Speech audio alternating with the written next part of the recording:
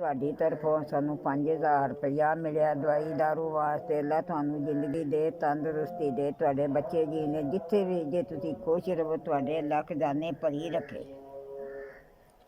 ਤੁਹਾਡੀ ਬੜੀ ਬੜੀ ਮਿਹਰਬਾਨੀ ਹੈ ਪੁੱਤਰਾ।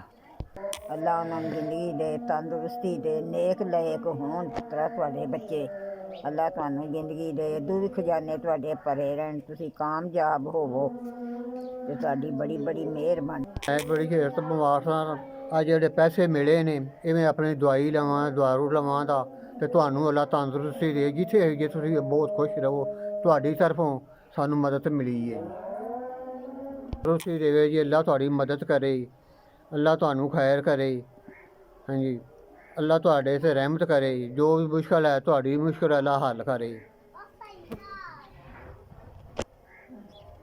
ਅੱਛਾ ਪੁੱਤਰਾ, ਬੜੀ ਬੜੀ ਮਿਹਰਬਾਨੀ ਹੈ ਤੁਹਾਡੀ, ਜਿੰਨਾ ਸਾਡੀ ਮਦਦ ਕੀਤੀ। ਅਸੀਂ ਆਪਣੀ ਦਵਾਈ ਲਈਏ, ਦਾਰੂ ਲਈਏ, ਬੜੇ ਖੁਸ਼ ਹਾਂ ਅਸੀਂ। ਤੁਸੀਂ ਵੀ ਖੁਸ਼ ਰਹੋ ਅਤੇ ਅੱਲਾ ਤੁਹਾਨੂੰ ਜ਼ਿੰਦਗੀ ਦੇ, ਤੁਹਾਡੇ ਬੱਚਿਆਂ ਨੂੰ ਦੇ, ਤੁਹਾਨੂੰ ਇਹਨੂੰ ਵੀ ਜ਼ਿਆਦਾ ਦੇਖਦਾ।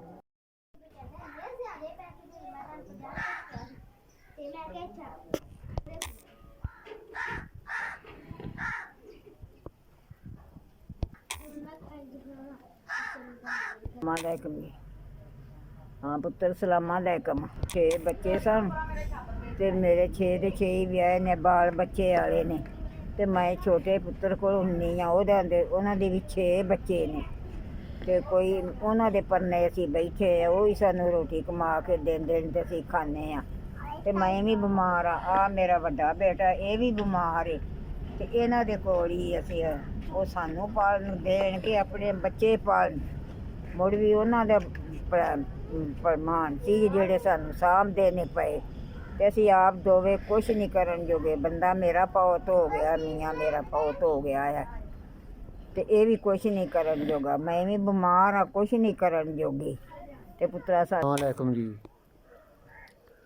ਸਰ ਜੀ, ਮੈਂ ਮਾੜਾ ਬੰਦਾ ਵਾਂ ਤੇ ਮੈਨੂੰ 30 ਸਾਲ ਤੋਂ ਮੈਂ ਬਿਮਾਰ ਹਾਂ ਤੇ ਇਹ ਗੈਂਠ ਆ ਝੋਲਾ ਆਵੇ ਮੇਰੇ ਕੋਲ ਟੁਰਿਆ ਨਹੀਂ ਜਾਂਦਾ। ਮੈਂ ਤੁਰਦਾ ਮੈਂ ਡਿੱਗ ਪੈਣਾ ਵਾਂ।